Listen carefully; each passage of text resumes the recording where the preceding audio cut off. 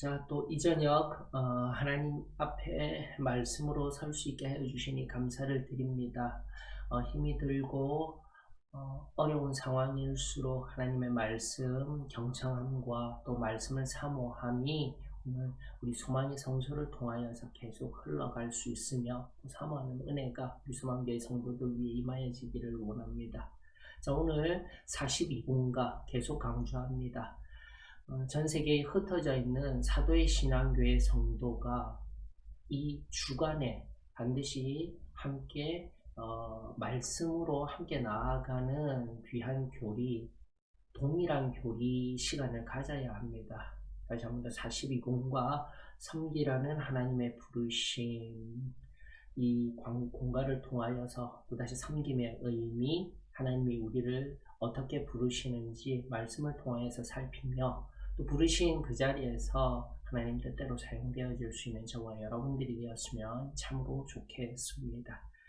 자, 성경 본문 사무엘상 3장 1절로부터 10절 그리고 이사야 6장 1절로부터 8절입니다.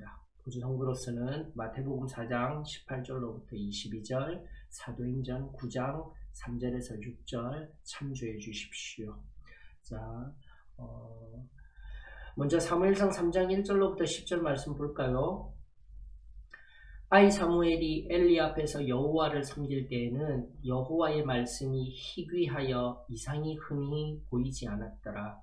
엘리는 눈이 점점 어두워가서 잘 보지 못하는 그때에 그가 자기 처소에 누웠고 하나님의 등불은 아직 꺼지지 아니하였으며 사무엘은 하나님의 궤 있는 여호와의 전 안에 누웠더니 여호와께서 사무엘을 부르시는지라. 그가 대답하되 내가 여기 있나이다 하고 엘리에게로 달려가서 이르되 당신이 나를 부르셨기로 내가 여기 있나이다 하니 그가 이르되 나는 부르지 아니하였으니 다시 누우라 하는지라. 그가 가서 누웠더니 여호와께서 다시 사무엘을 부르시는지라. 사무엘이 일어나 엘리에게로 가서 이르되 당신이 나를 부르셨기로 내가 여기 있나이다 하니 그가 대답하되 내 아들아 내가 부르지 아니하였으니 다시 누우라 하니라. 사무엘이 아직 여호와를 알지 못하고 여호와의 말씀도 아직 그에게 나타나지 아니한 때라. 여호와께서 세 번째 사무엘을 부르시는지라. 그가 일어나 엘리에게로 가서 이르되 당신이 나를 부르셨기로 내가 여기 있나이다 하니 엘리가 여호와께서 이 아이를 부르신 줄을 깨닫고 엘리가 사무엘에게 이르되 가서 누웠다가 그가 너를 부르시거든 내가 말하기를 여호와여 말씀하옵소서 주의 종이 듣겠나이다 하라 하니 이에 사무엘이 가서 자기 처소에 누우니라. 여호와께서 임하여 서서 전과 같이 사무엘아 사무엘아 부르시는지라. 사무엘이 이르되 말씀하옵소서 주의 종이 듣겠나이다 하니. 아멘. 귀한 말씀이죠. 오늘 저와 여러분들 동일한 사무엘의 고백이 흘러나왔으면 좋겠습니다. 주님 말씀하시옵소서 주의 종이 듣겠습니다.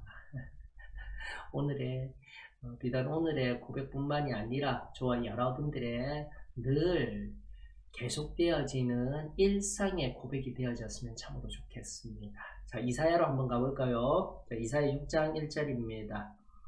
우시야 왕이 죽던 해에 내가 본즉 주께서 높이 들린 보좌에 앉으셨는데 그의 옷자락은 성전에 가득하였고 스랍들이 모시고 섰는데 각기 6 날개가 있어 그 둘로는 자기의 얼굴을 가리었고 그 둘로는 자기의 발을 가리었고 그 둘로는 날며 서로 불러 이르되 거룩하다 거룩하다 거룩하다 만군의 여호와여 그의 영광이 온 땅에 충만하도다 하더라. 이같이 화답하는 자의 소리로 말미암아 문지방의 터가 요동하며 성전의 연기가 충만한지라. 그때에 내가 말하되 화로다 나여 망하게 되었도다. 나는 입술이 부정한 사람이요 나는 입술이 부정한 백성 중에 거주하면서 만군의 여호와이신 왕을 배웠음이로다 하였더라. 그때 그 수럽 중에 하나가 부젓가락으로 제단에서 집은 바 핀숯을 손에 가지고 내게로 날아와서 그것을 내 입술에 대며 이르되 보라, 이것이 내 입에 닿았으니 내 악이 제하여졌고 내 죄가 사하여졌느니라 하더라. 내가 또 주의 목소리를 들으니 주께서 이르시되 내가 누구를 보내며 누가 우리를 위하여 갈까 하시니 그때 내가 이르되 내가 여기 있나이다. 나를 보내소서 하였더니. 아멘. 이사야서도 마찬가지입니다. 누가 우리를 위하여 갈고 누가 우리를 위하여서 애타게 부르짖는 저들을 향하여서 아파하는 저들을 향하여서 갈고 할 때에 힘내니. 제가 무척이나 좋아하는 구약 성경 속의 관용 오구입니다. 아브라함도 그랬고요. 모세도 그랬고요. 주님이 부르실 때 하나님이 찾으실 때 힘내니 나 여기라는 히브리어 뜻 그대로 주님 내가 여기 있습니다. 그렇게 손들고 하나님 앞에 온전히 즉각적으로 순종할 수 있는 이 고백, 저와 여러분들의 진실한 고백이 되어지기를 주의 이름으로 축원합니다. 엄밀히 이야기하면 우리 교리 안에 성결한 삶의 가장 제일 처음 되는 고백, 내가 여기 있습니다. 그때그때마다 하나님의 말씀이 들리며 하나님의 부르심이 있을 때마다 하나님의 뜻을 위해 내가 하던 모든 것들을 멈추어 두고 하나님 내가 여기 있습니다 고백하는 그 신앙이 진정한 성결의 신앙의 첫 번째입니다. 즉각적인 순종, 그것이 바로 우리 신앙의 핵심임을, 먼저임을 깊이 깨달아 매 순간 하나님의 부르심에 하나님의 말씀에 바로바로 즉각적으로 순종할 수 있는 저와 여러분들이 되었으면 좋겠습니다. 자, 요절의 말씀은 이사야 6장 8절의 말씀, 우리가 지금 마지막 보았던 그 말씀 9절입니다. 내가 또 주의 목소리를 들은즉 이르시되 내가 누구를 보내며 누가 우리를 위하여 갈고 그때 내가 가로되 내가 여기 있나이다. 나를 보내소서. 이사야 6장 8절에 있는 말씀, 내가 여기 있습니다. 주님, 나 모든 것 멈추고 주님이 말씀하시는 그대로 순종하기를 원합니다. 그 고백이 저와 여러분들의 고백입니다. 자, 오늘 이 섬기라는 하나님의 부르심의 서론격으로 우리가 좀 살펴보았으면 좋겠는데요. 사무엘은 하나님의 부르심에 주님 말씀하옵소서 주의 종이 듣겠나이다 라고 하답함으로 하나님을 섬기는 삶을 살게 되었습니다. 아직 나이가 어렸어도 그는 듣는 귀와 주님의 명령을 따르는 마음이 있었습니다. 모든 사람이 사무엘처럼 기꺼이 응답하고 그 응답에 합당한 헌신과 열심으로 반응한다면 얼마나 놀라운 일이 일어나겠습니까? 다시 한 번 더 저와 여러분들, 우리 소망교회 성도들의 모두의 반응과 응답이 되어지기를 주의 이름으로 축원합니다. 첫 번째 질문입니다. 하나님께서 모든 사람을 부르시는 한 가지가 있습니다. 무엇입니까? 즉 하나님이 먼저 부르시는 부르심이 있다라는 것이죠. 디모데전서 2장 4절 한번 보십시다. 하나님은 모든 사람이 구원을 받으며 진리를 아는 데에 이르기를 원하시느니라 라는 것입니다. 자, 디모데전서 2장 4절의 말씀만 바라보게 되면 진리를 아는 것이 우리가 익히 알듯 하나님 말씀의 지식을 많이 아는 것, 그것일까요? 아니라는 것입니다. 다시 한 번 더 이 디모데전서 2장 4절의 말씀, 우리의 심령에 깊이 새겨야 할 말씀으로서 진리를 안다라는 것은 바로 구원을 받아 하나님을 경험한다라는 거예요. 이것이 바로 기독교 신앙의 가장 근본적인 토대입니다. 하나님의 말씀을 이해하기를 원하십니까? 기독교가 말하는 진리, 그들의 이제 상대화시켜서요, 제3자화시켜서 기독교를 주장하며 진리를 말하는 그들이라고 표현할 수 있는, 나와는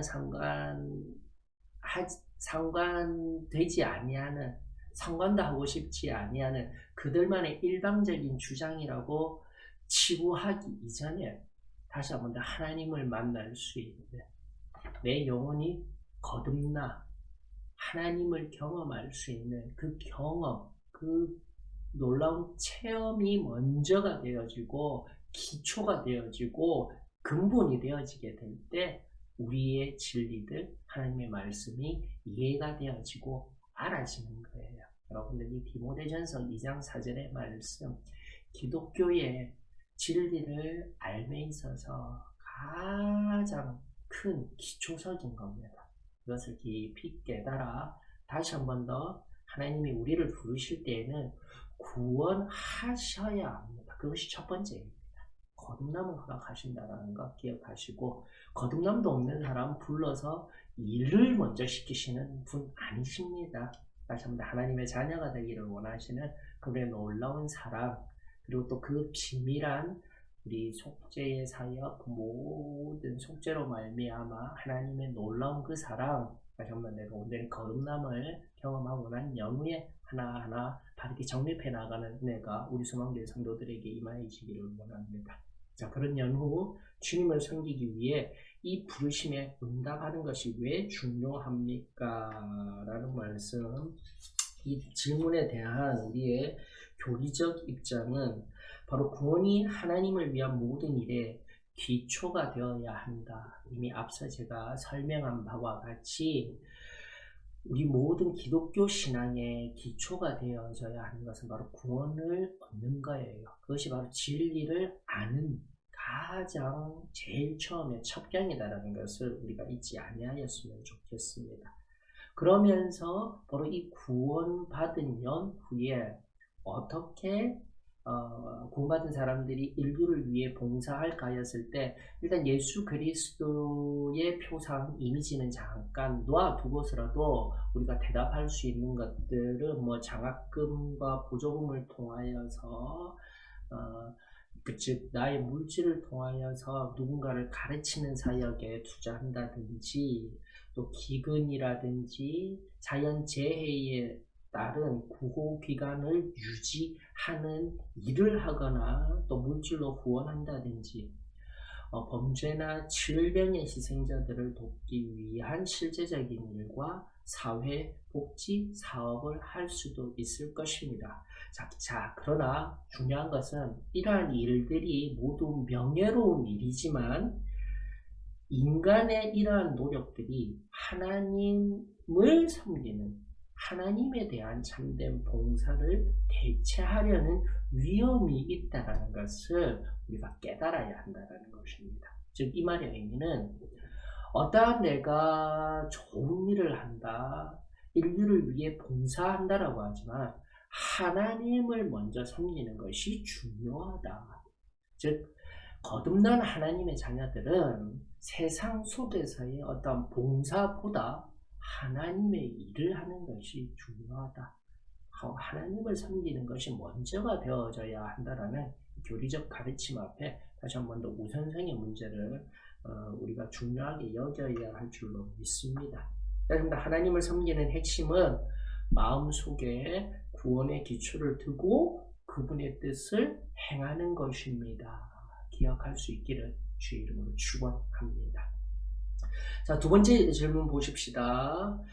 특별히 마지막 이 교리의 가르침, 마음속에 구원의 기초를 두고 그분의 뜻을 행하는 것입니다 하였을 때 이러한 교리적 교훈의 근거가 되는 하나님의 말씀 마태복음 7장 21절이에요. 나더러 주여 주여 하는 자마다 다 천국에 들어갈 것이 아니요 다만 하늘에 계신 내 아버지의 뜻대로 행하는 자라야 들어가리라 하는 겁니다.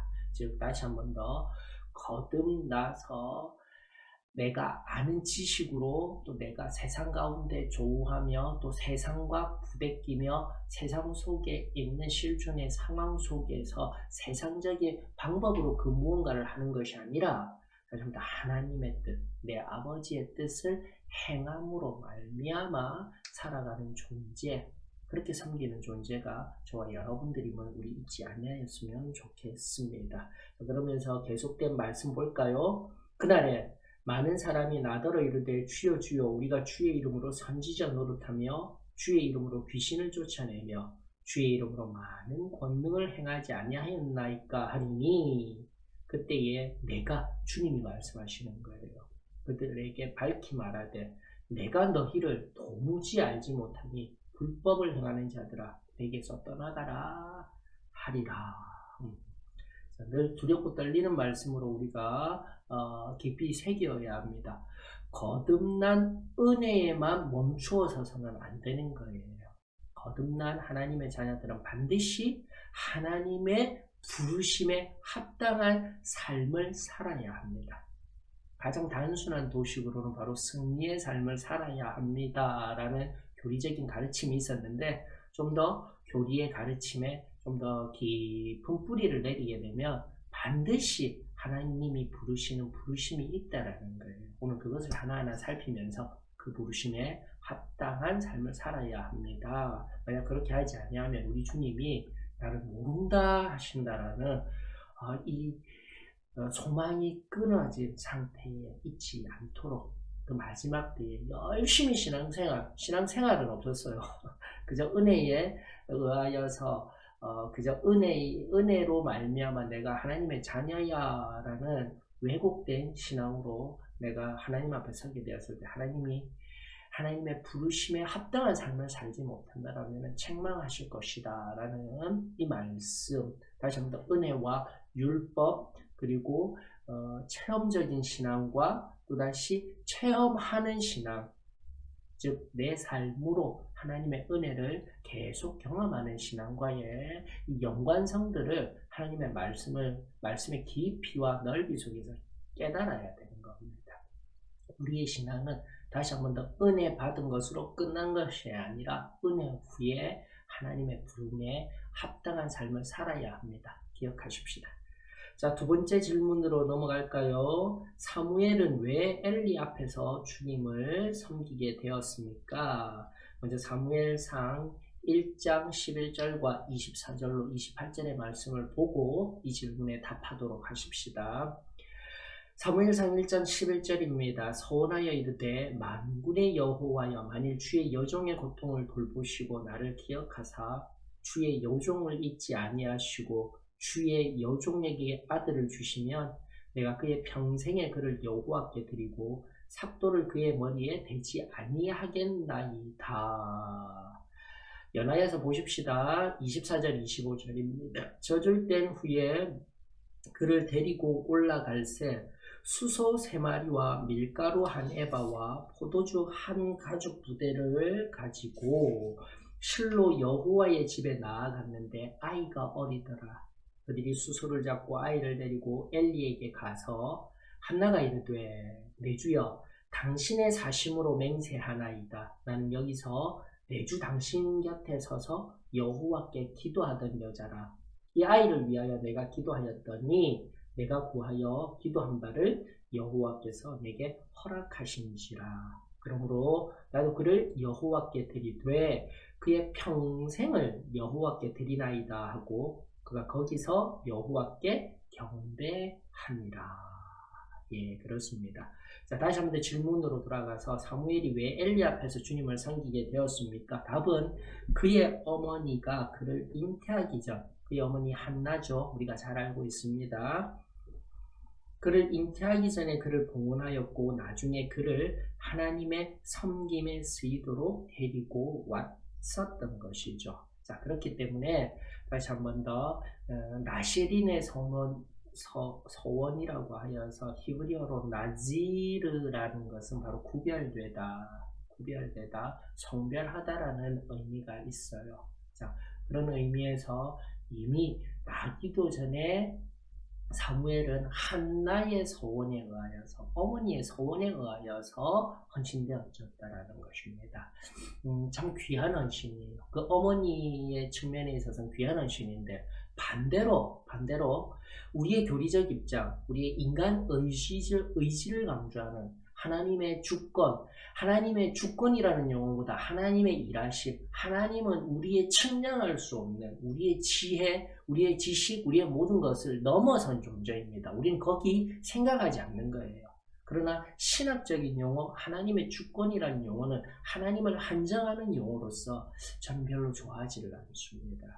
그러므로 다시 한 번 더 하나님의 크고 놀라우신 광대하심은 놓아두고 우리의 인간적인 관점에서의 우리가 할 수 있는 우리의 자유의지, 하나님을 경험하고 난 연후에 우리의 자유의지를 통해서 끊임없이 하나님이 기뻐하시는 일, 하나님이 원하시는 일을 해야 한다라는 우리의 교리적인 가장 기본적인 입장 가운데 섰을 때 질문이 나오는 거예요. 아니, 어머니의 소원으로, 어머니의 믿음으로 그 아들 사무엘이 평생에 하나님을 섬기는 자가 된 것, 이게 옳은 것입니까? 예, 그렇기 때문에 우리 교리가 이렇게 이야기를 하는 거예요. 사무엘상 1장 28절과 2장 26절이 그 답을 준답니다. 자, 보십시다. 사무엘상 1장 28절과 2장 26절이 무엇이라고 이야기하는지 보십시다. 먼저 1장 28절에는요. 그러므로 나도 그를 여호와께 드리되 그의 평생을 여호와께 드리나이다 하고 그가 거기서 여호와께 경배하니라. 한나의 소원인 겁니다. 즉 사무엘을 드리겠습니다 했는데 2장 26절에 보면 아이 사무엘이 점점 자라며 여호와와 사람들에게 은총을 더욱 받더라라는 것이에요. 즉 그 어머니의 소원이 있었다 할지라도 그 아이 자신이 하나님 앞에 점점 자라며 여호와와 사람들 앞에 은혜와 은혜를 더욱 받으며 그 자신이 그 하나님 어머니의 소원으로 인하여서 지금 행하고 있는 삶의 현장, 어린 아이로부터 성막을 섬기며 엘리를 섬기던 그 삶 자체가 이미 그 아이에게 그 의지적인 발동으로서 그 아이가 계속 하였다라는 것을 우리가 볼 수 있는 거예요. 즉 1장 28절 하반절에 그가 거기서 여호와께 경배하였더라라는 것이죠. 그가 의지적으로 경배하였으며 2장 26절에도 계속해서 그런 의지적인 경배와 그 어린 날로부터의 삶 가운데 여호와 하나님과 사람들에게 은혜가 더하여짐을 바라보았을 때 교리적으로 중요합니다. 어머니와 그 한나의 소원을 통해 이 아들이 무언가가 되었어. 그것은 교리적으로 옳지가 않아요. 다시 한 번 더 철저하게 자기 자신, 즉 1인칭인 자기 자신의 의지적인 결정과 의지적인 헌신을 통해서 하나님 앞에 사용되어져야 합니다. 하나님의 부르심과 사용됨이 있어야 합니다. 라는 것을 여기 두 번째 질문과 함께 좀 우리가 깊이 숙고해야만 합니다. 그리고 그러한 입장에 철저히 자신의 의지적인 결단에 의한 신앙의 결과들에게만 책임지는, 그리고 거기에 합당한 은혜와 복, 영원한 생명이 임한다라는 우리의 교리적인 커다란 물줄기, 그런 한 줄기를 놓치지 말아야 한다는 겁니다. 혹시라도 또 시간이 나면 이런 문제들에 관해서 우리 좀 더 이야기하면 나눌 수 있도록 하십시다. 자, 그러면서 우리가 이런 답을 가지고 이 질문에 대하여서 또 교리가 어떠한 대답을 하였는지 살펴보았습니다. 자, 세 번째 질문 한번 보십시다. 성경에 의하면 엘리는 주님이 그에게 명하신 일을 등한히 하였습니다. 사무엘상 2장 27절로부터 35절까지의 말씀이 있는데요. 어떻게 등한히 하였는지 먼저 한번 살펴보십시다. 사무엘상 2장 27절로 35절입니다. 하나님의 사람이 엘리에게 와서 그에게 이르되 여호와의 말씀에 너희 조상의 집이 애굽에서 바로의 집에 속하였을 때에 내가 그들에게 나타나지 아니하였느냐? 이스라엘 모든 지파 중에서 내가 그를 택하여 내 제사장으로 삼아 그가 내 제단에 올라 분향하며 내 앞에서 에봇을 입게 하지 아니하였느냐? 이스라엘 자손이 드리는 모든 화제를 내가 내 조상의 집에 주지 아니하였느냐? 너희는 어찌하여 내가 내 처소에서 명령한 내 재물과 예물을 밟으며 내 아들들을 나보다 더 중히 여겨 내 백성 이스라엘이 드리는 가장 좋은 것으로 너희들을 살찌게 하느냐? 그러므로 이스라엘의 하나님 나 여호와가 말하노라. 내가 전에 내 집과 내 조상의 집이 내 앞에 영원히 행하리라 하였으나 이제 나 여호와가 말하노니 결단코 그렇게 하지 아니하리라. 나를 존중히 여기는 자를 내가 존중히 여기고 나를 멸시하는 자를 내가 경멸하리라. 보라, 내가 내 팔과 내 조상의 지팔을 끊어 내 집에 노인이 하나도 없게 하는 날이 이를지라. 이스라엘에게 모든 복을 내리는 중에 너는 내 초소에 환란을 물 것이요 내 집에 영원토록 노인이 없을 것이며 내 제단에서 내가 끊어버리지 아니할 내 사랑이 내 눈을 쇠잔하게 하고 내 마음을 슬프게 할 것이요 내 집에서 출산되는 모든 자가 젊어서 죽으리라. 내 두 아들 홈니와 비느하스가 한날에 죽으리니 그들이 당할 그 일이 내게 표징이 되리라. 내가 나를 위하여 충실한 제사장을 일으키리니 그 사람은 내 마음 내 뜻대로 행할 것이라. 내가 그를 위하여 견고한 집을 세우리니 그가 나의 기름 부음을 받은 자 앞에서 영구히 행하리라. 아멘.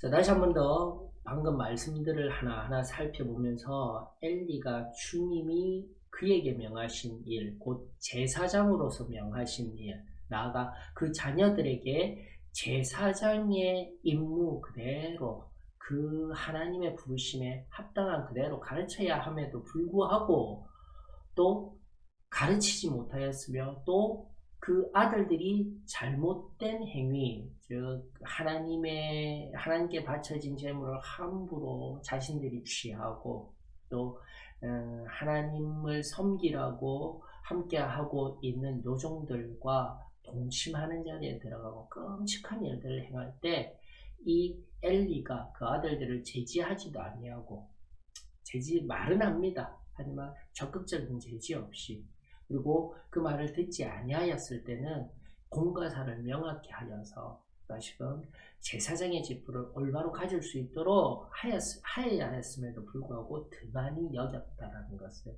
우리가 기억해야 합니다. 그래야 했을 때 하나님은 다시 한번 아주 중요한 말씀이죠. 나를 존중히 여기는 자를 존중할 것이며 나를 경히 여기는 자를 내가 경멸할 것이다 라는 말씀 꼭 기억해야만 합니다.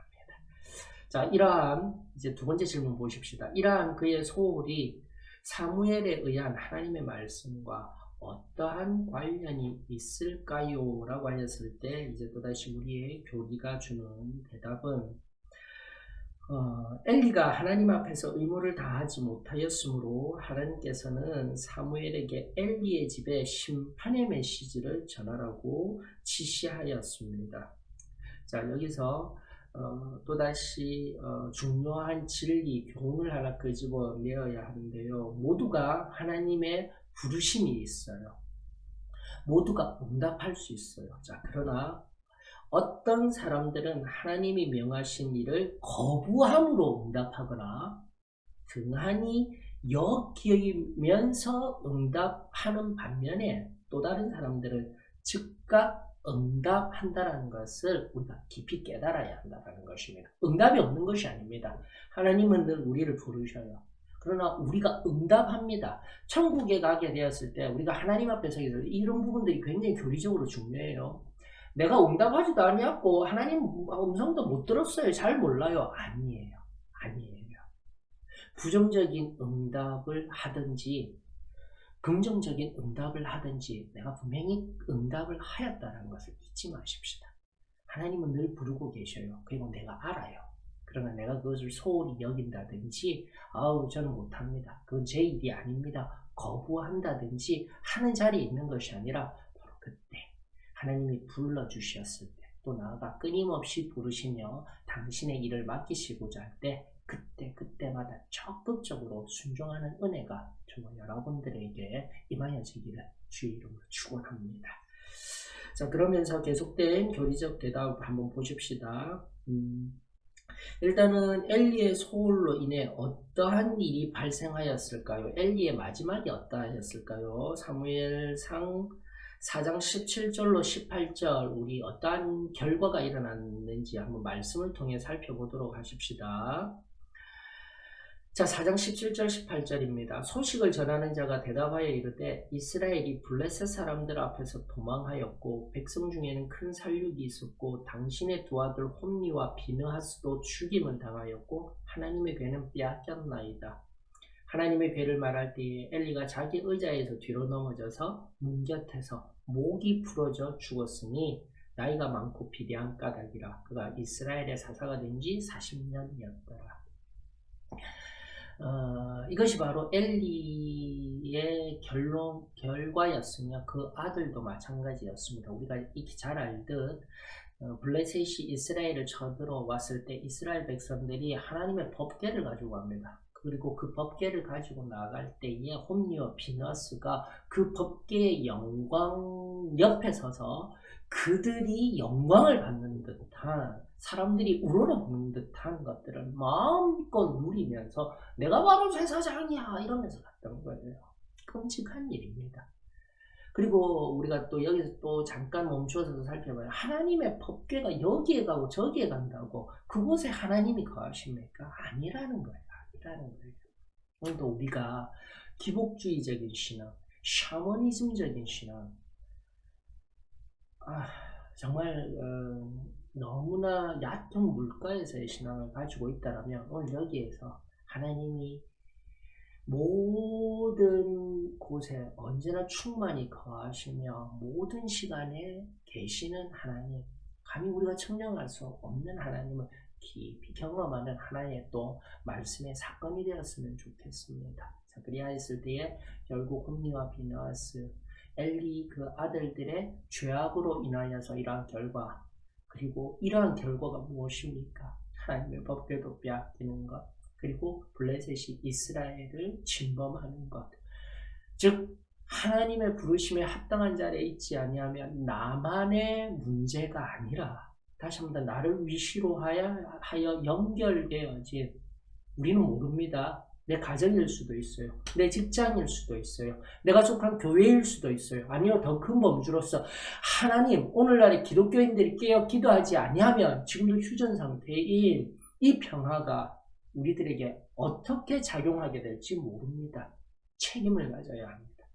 하나님의 자녀로서 다시 한 번 더 하나님의 말씀 앞에 두렵고 떨림으로 나와는 상관없다 여기지 말 것이며, 오늘 순간순간 나에게 말씀하시고 나를 부르시며 그 하나님의 뜻을 위하여서 사용되어지기를 원하시는 하나님의 마음에 합한 저와 여러분들이 되어지기를 원합니다. 엘리의 허망한 죽음과 또 그 아들들, 자녀들, 그리고 나아가 이 이스라엘의 고통을 깊이 묵상하며 다시 한 번 더 하나님의 부르심에 합당한 저와 여러분들이 되었으면 참으로 좋겠습니다. 근데 혹시라도 섬김의 기회를 잃거나 자녀들의 본이 되지 못하고 죄책감과 정죄함의 상한 감정, 내가 그때 왜 순종하지 못하였지, 그런 감정으로 살지 아니하도록, 또 나아가 계속된 그 삶의 연장 속에서 후회만 하다 결국은 지금 여기에서도 변함없이 미래에 또 하나님이 부르실 때에 또 동일하게 후회할 사건의 미래의 사건이 오늘이 되어지게 되었을 때 궁극적으로 결국 마지막에는 영적인 보상이나 어쩌면 천국 소망도 잃어버릴 수 있다라는 이 진리를 가슴에 깊이 새길 수 있기를 주의 이름으로 축원합니다. 자, 네 번째 질문 보도록 할까요? 자, 사무엘상 3장 15절을 읽고 사무엘이 바로 이 섬김의 기회에 어떻게 반응하였는지 설명해 보십시다. 즉 이러한 앞선 말씀을 살펴본 그 말씀들이 누구에게 들려졌냐면 사무엘에게 들려졌어요. 사무엘에게 바로 엘리 가문의 비참한 결말의 예언이 주어지게 되었을 때에 그 사무엘의 반응이 사무엘상 3장 15절에 있습니다. 먼저 한번 보십시다. 3장 15절, 사무엘이 아침까지 누웠다가 여호와의 집의 문을 열었으나 그 이상을 엘리에게 알게 하기를 두려워하더니. 그렇죠. 내가 섬기고 있는 하나님의 종입니다. 또 우리가 잘 알듯 익히 알듯 엘리가 아둔하고 부족해도 그 전날 앞선 세대의 그 한나가 술에 취했다라고 그 깊은 기도하는 그 입술의 기도들, 그 간절한 기도들도 알지 못하던 아둔한 자였지만 그가 축복하였을 때 또다시 사무엘을 잉태하며 그 태가 열리는 것을 경험한 것을 기억하십시다. 그러므로 또다시 옆으로 작은 가지가 뻗었지만 여러분, 하나님의 종은 하나님께서 세우신 거예요. 여러분들이 가치 판단을 할 수 없는 영역입니다. 성도들이 함부로 하나님의 종의 그 가치 판단을 하지 아니하도록, 내가 그냥 원하지 아니하는 종이야, 제발 좀 그러지 마십시다. 일단은 내 마음에, 내 성향에 맞지 아니하더라도 일단은 하나님께서 주신 권위, 하나님이 주신 질서에 순응함으로써 나아가는 은혜가 먼저 필요합니다. 그리고 그 종에 대한 결국 하나님께서 하십니다. 기억하시며, 일단 성도들이 복받는 비결은 세워주신 하나님의 종을 잘 섬기는 거예요. 물론 섬기라는 것이 하나님의 말씀을 위반하는 것까지 섬기라는 건 아닙니다. 그러나 다시 한 번 더, 개인적인 성향, 그 개인적인 가치 판단으로 하나님의 질서를 함부로 말하거나 함부로 대하지 아니하도록 여러분들 꼭 기억하였으면 좋겠습니다. 자, 그러면서 또 질문으로 다시 거슬러 올라가십시다. 그때 이러한 사무엘의 성김의 기회에 어떻게 반응하였는지, 또 여기에 대한 교리적 대답, 이미 두려워하였다라는 것을 살펴보았습니다. 일단은 우리가 하나님의 뜻을 받았을 때 이젠 사무엘에게로 눈을 돌리십시다. 그 사무엘에게 있어서는 정말 이 두렵고 떨리는 말씀, 하나님의 음성을 경험한 것도, 예언의 말씀을 받은 것도 힘들지만, 그것이 부정적일 때 이것을, 그 부정적인 예언을 하여야 할 대상이 또한 섬기는 사람이고, 이 모든 상황이 너무 힘겨워요. 근데 비단 말씀을 연구하다 보면 사무엘뿐만이 아닙니다. 모든 선지자들이 제일 처음 하나님 부르실 때에는요, 막 복음을 선포하도록, 은혜 받았으니까 복음 선포해, 기쁜 일을 선포해, 복된 소식 전해, 오늘날에 이 은혜의 시대를 살아가는 우리들과는 비교할 수 없는 부정적인 상황과 피하고 싶은 상황으로 하나님이 부르시더라고요. 특별히 우리가 잘 알고 있죠. 예를 든다면 요나가 있어요. 요나. 당시 이스라엘의 적대자였던 그 아수르를 향하여서, 아수르 니누의 도성에 나아가서 하나님의 복음을, 하나님의 심판을 선언하고 다시 돌아오라는 하나님의 복음을 선포하라니까 요나 냅다 도망치지 않습니까? 나는 절대 갈 수 없습니다. 그러니까 요나의 상황뿐만 아니라 자기 자신의 마음이 중요한 것이 아니라, 하나님은 하나님 당신의 일을 맡기실 때 때로는 내가 결코 원하지 아니하는 곳에 가게 하시고, 때로는 원하지 아니하는 말을 하게 하시고, 때로는 내가 결코 하고 싶지 아니하는 일을 명령하신다는 것을 우리가 기억할 수 있기를 바랍니다. 그러므로 우리의 교리적인 입장의 말은 그렇기 때문에 두려운 거예요. 내가 원하지 아니하고 또 이렇게 말하고 전하고 하게 되면 껄끄러운 상황이 되는데 그래도 해야 되는 거예요. 그래도 해야 돼요. 순종해야 돼요. 그러면서 비록 주님께서 함께 하시고 보호하여 주실 것을 확신하지만, 때때로 그의 부르심에 합당한 일을 하기가 얼마나 어려운지, 바로 그럴 때 하나님이 우리에게 주시는 말씀이 있죠. 이사야 41장 10절, 오늘 본문서 6장 1절로, 이사야 6장 1절로부터 8절까지 하나님이 불러주시고 성결케 하여 주시는 그 놀라운 본문속에서 또다시 이사야 본문 속에 녹아있는, 하나님이 부르셨으면 하나님이 또 책임져 주신다고 하십니다. 그 놀라운 책임져 주시겠다 약속하시는, 우리가 잘 알고 있는 말씀, 이사야 41장 10절에 있는 말씀, 두려워하지 말라, 내가 너와 함께 함이라, 놀라지 말라, 나는 내 하나님이 됨이라, 내가 너를 굳세게 하리라, 참으로 너를 도와주리라, 참으로 나의 의로운 오른손으로 너를 붙들리라. 아멘. 그렇습니다.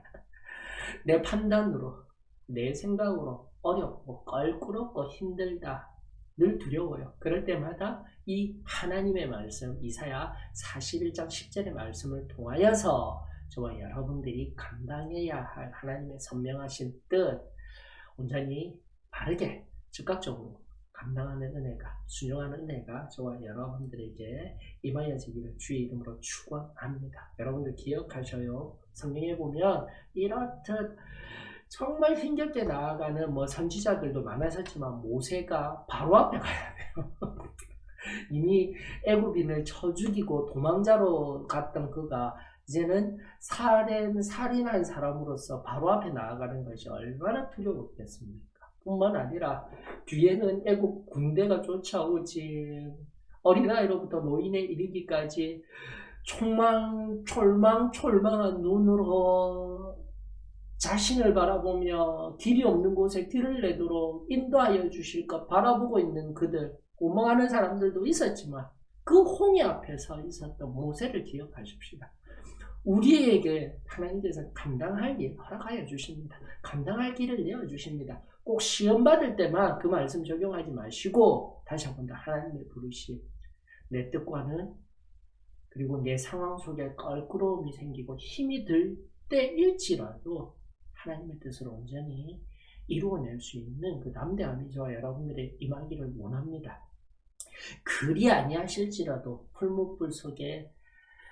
풀무불 앞에 있었던 사드락과 메삭과 아벳느고의 신앙을 깊이 기억하시고 사자굴 속에 던져진 다니엘의 신앙을 꼭 기억하십시다. 뿐만 아니라 만군의 주 여호와의 이름으로 내가 나아가노라. 이스라엘 모든 군대가 그 골리앗 앞에 벌벌 떨고 있을 때 어린 아이 다윗이 하였던 그 담대한 신앙의 고백들이 오늘 하나님의 부르심, 껄끄러운 상황, 내 가치, 내 판단으로서는 도저히 이건 내가 할 수 없는 상황 속에서도 그 담대함으로 하나님의 뜻을 이루며 나아가는 저와 여러분들이 되었으면 좋겠습니다. 자, 5번째 질문 보실까요? 여러분은 하나님께서 왜 우리를 그분의 섬김에 부르신다고 생각합니까? 교리적인 대답은 굉장히 단순합니다. 하나님께서 당신의 메시지가 온 세상에 전파되기를 원하시기 때문에 바로 그 수단으로 나를 사용하시는 거예요. 우리를 사용하시는 거예요. 인간들, 아무짝에도 쓸모없었던 가장 비참한 자리에 있었던 나를 불러주시고 하나님의 뜻을 위하여서 당신의 그 십자가의 사랑을 전하시기를 원하십니다. 이 단순한 대답이 저와 여러분들의 신앙의 고백을 넘어선 그것이 그 부르심에 합당한 귀하고 복된 토대로서의 말씀이 되어지기를 주의 이름으로 축원합니다. 자, 이렇듯 하나님의 온전한 복음을 증거하며 이 놀라운 은혜를 전파하는 그 부르심에 합당한 삶을 살아갈 때는 반드시 축복이 임한다. 복이 있다. 하나님이 다 책임져 주신다. 그 믿음으로 저와 여러분들 이렇게 한 걸음 한 걸음 나아갈 수 있기를 주의 이름으로 축원합니다. 자, 6번째 질문 보십시다. 하나님이 부르시는 일에는 어떠한 것들이 있습니까? 이제 실제적으로 어떠한 곳으로 하나님이 부르실까요? 그리고 또 이러한 부르심은 우리가 어떻게 임합니까? 라고 하는데 어떠한 부르심들이 있는지는 각자가 한번 깊이 살펴보았으면 좋겠습니다. 우리가 물론 예배에 대한 부르심, 내 음악적인 재능을 사용하셔서 악기를 연주하면서 하나님을 높여드린다든지, 이제 실제적으로 하나님을 섬기는 부르심에 있어서 작은 일이라 할지라도 부엌에서 내 손을 통하여서 맛있는 음식을 제공하는 그 손길에 있다든지, 또 복음 증거자의 자리에 있다든지, 또는 저처럼 또 하나님의 말씀을 선포하고 가르치는 목사의 걸음을 또 인도하여 주실 수도 있습니다. 자, 이런 것들 각자의 자리에서 한 번 더 하나님의 어떠한 부르심이 있는지 각자의 자리에서 한번 살펴보시고, 특별히 2번째 질문, 이러한 부르심은 우리에게 어떻게 임합니까? 했을 때 하나님의 말씀을 통해서요. 내가 말씀을 읽거나 선포되는 말씀을 들을 때에 임하게 되고요. 두 번째로는 목사나 다른 하나님의 종들의 요청, 직접적인 요청이 있어요. 너 이런 일, 하나님을 섬기는 일에 한번 해보지 않으련 하는 이런 요청이 있을 수도 있고요. 하나님령, 그 성령에 의한 개인적인 인도와 같은 다양한 방식으로 이루어질 수 있습니다. 이것을 기억하였으면 좋겠습니다. 크게 세 가지 틀로 이야기하면 첫 번째는 하나님의 말씀, 두 번째는 하나님의 종, 세 번째는 하나님의 영, 개인적인 것이라는 거죠. 이렇게 세 가지로 분류할 수가 있습니다. 하나님이 어떻게 우리를 부르시는지, 그럼도 종합적으로 우리 부르심의 방법들을 살펴보면 도움이 될 것 같습니다. 자, 그러면서 결국은 우리의 부르심이 다른 이들의 필요를 채울 수 있는 자리에 언제라도 적극적으로 나아가는 은혜가 있기를 원합니다. 그러면서 작은 일부터 하나하나 하나님이 부르실 때 아이 뭘 이런 걸, 이제 반대로 나 하나님의 일을 하고 싶은데 큰 일에 사용되도록 크게 한번 불러주셔요. 또 세상 가운데에 한탕주의와 같은 영적 한탕주의도 있어요. 크다란 일에, 내 이름을 완전히 드러낼 일에 저를 좀 사용해 주셔요. 그거 별로 좋지 않아요. 작은 일부터 하나하나 순종하는 것이 진정한 하나님 자녀들과 하나님 백성을 향한 하나님의 부르심이다라는 것을 잊지 아니하였으면 좋겠습니다. 그리고 그 작은 부르심에 온전히 즉각적으로 순종하는 것이 바로 훈련 과정인 거예요. 그렇게 훈련 과정으로서 하나하나 하나님의 부르심에 합당한 그 훈련이 쌓여져 나갈 때에 바로 더 큰 일로 하나님이 불러주신다라는 것 잊지 아니하였으면 좋겠습니다. 영적 한탕주의를 조심하십시다. 나는 원래부터 능력이 많고 가진 것도 많기 때문에 그냥 크게 한번 일하면 돼? 아니에요. 하나님은 그런 거 원치 않아요. 자, 7번째 질문으로 갑니다. 그와 연관한 중요한 것. 그리고 지금 앞전에 우리 배포된 이 자료에 그 답이 아니라 이렇게 그 번역이 잘못됐어요. 답이. 특히 7번 좀 체크를 하셔야 됩니다. 자, 7번째 질문 한번 보십시다. 주님이 우리에게 주신 부르심에 진전이 있습니까? 진보가 있어야 되겠다라는 거죠. 작은 일로부터. 그러면서 이제 더 큰 일에 관한 정의가 좀 필요해요. 더 큰 일에 쓰임받기 위해 우리는 어떻게 해야 합니까? 앞서도 연결되어진 작은 일부터 순종하는 훈련이 필요합니다라는 6번째 답변과 함께 연하여서 우리 7번에 이제 이 질문의 답변이, 여러분들 이 앞전 답변에는 일단은 교회 목회자는 교회 문지기에 비할 때 그 직임상 더 큰 일이다. 이거 번역을 잘못했어요. 아닙니다.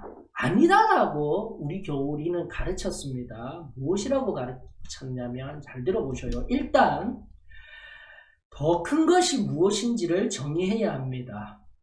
목사가 되는 것이 교회 예배 드릴 때 안내봉사자나 교회 관리인이 되는 것보다 더 큰 일일까요? 질문을 한 형식이에요. 아니다라는 말을 하기 위해서. 이것이 교리의 가르침이었습니다.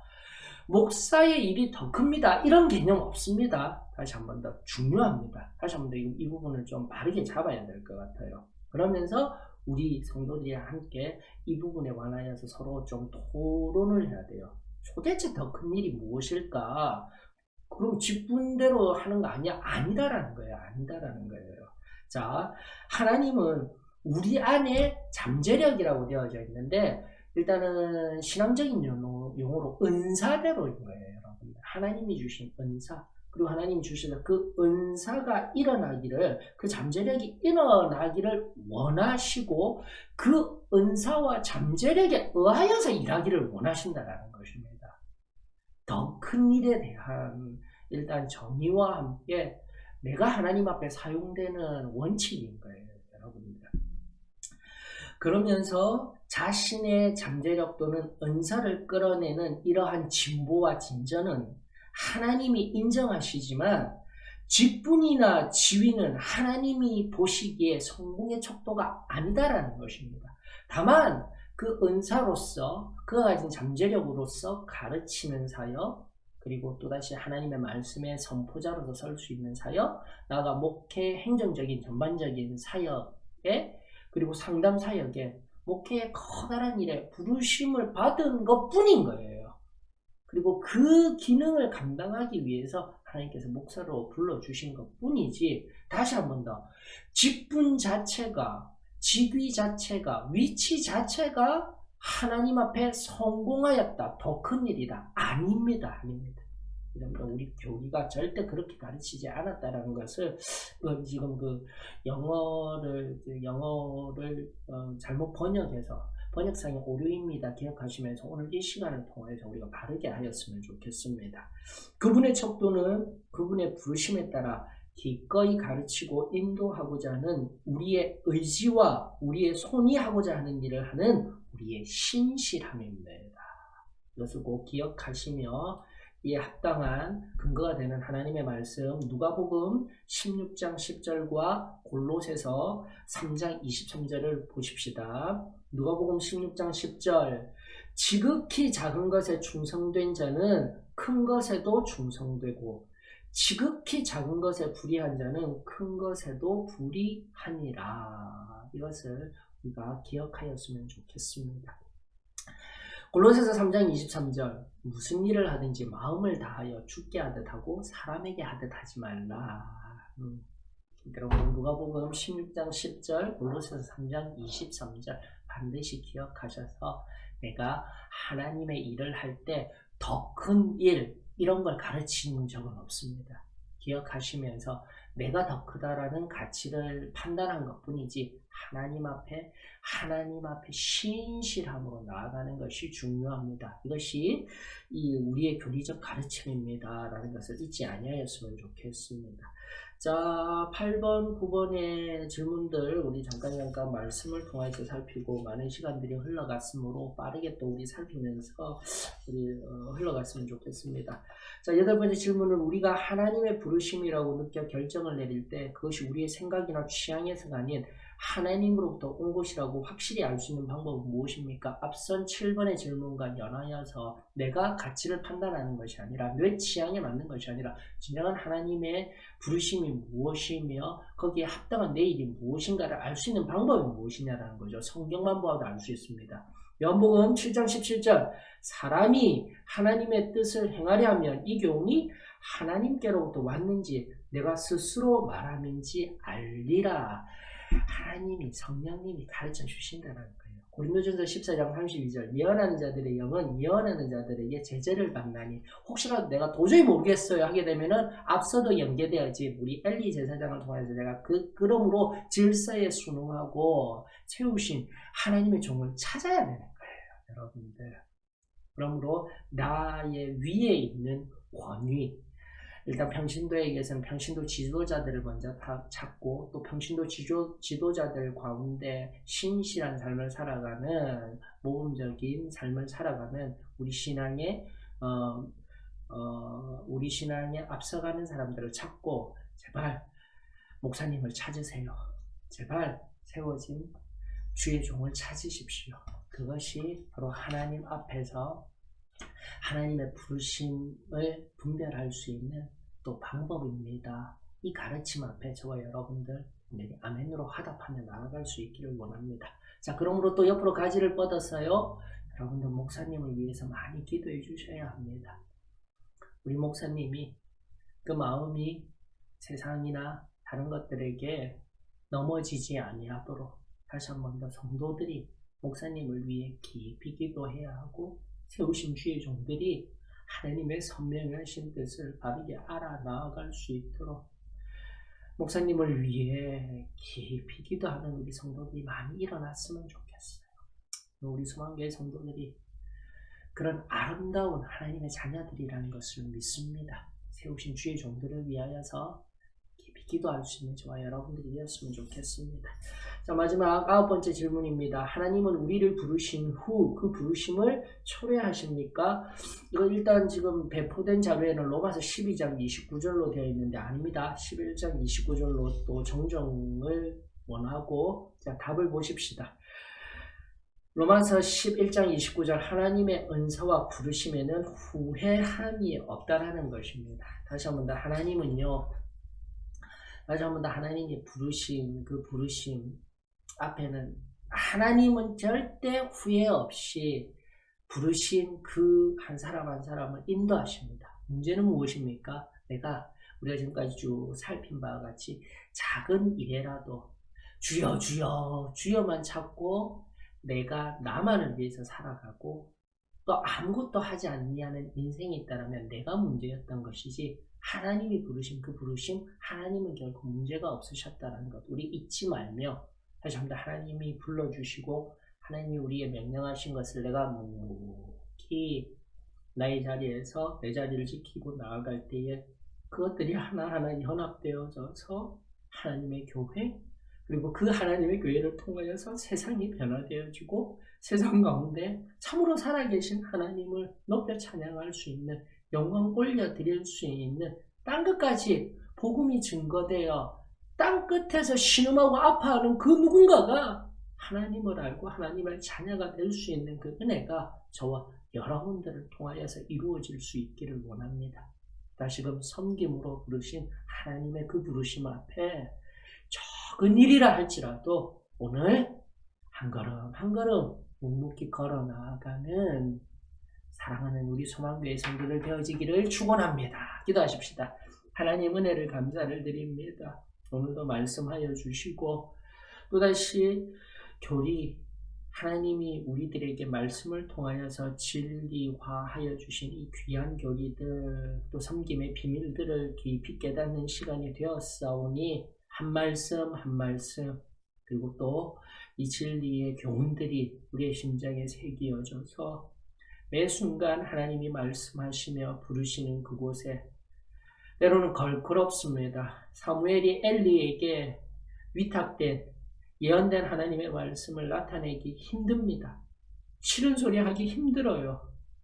그럼에도 불구하고 하나님의 선한 일을 위하여서 주님 사랑의 권면을 할 수 있는 하나님의 뜻을 먼저 알아붙을 수 있는 저희들 되게 하여 주시옵시고 저는 연약합니다. 그 연약함으로 인하여서 하나님의 뜻을 온전히 전할 수 없을 때 이사야 41장 10절의 말씀과 같이 두려워하지 말라 놀라지 말라 다시 한 번 더 하나님의 그 오른손으로 나를 꼭 붙들어 주시겠노라 약속하여 주신 그 하나님의 약속을 믿으며 오늘 여기를 온전히 하나님의 뜻대로 살아낼 수 있는 우리 소망교회 성도들 그리고 한국 사도의 신앙교회 성도들 되어지기를 축원하오며 사랑 많으신 예수님의 이름으로 기도합니다.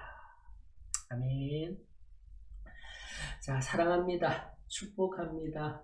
오늘도 또다시 이 하루 마무리하며 또 오늘 이 하루를 뒤돌아보며 이 하루를 승리하였는지 점검하며 행여라도 죄의 찢기가 내 삶에 묻어있다라며 주의 보혈로 또 깨끗이 씻겨내며 하루하루 순전한 승리함, 온전한 한 걸음걸음들 걸어갈 수 있는 저와 여러분들이 되어지기를 원하며 이 밤 축복합니다. 승리하십시다.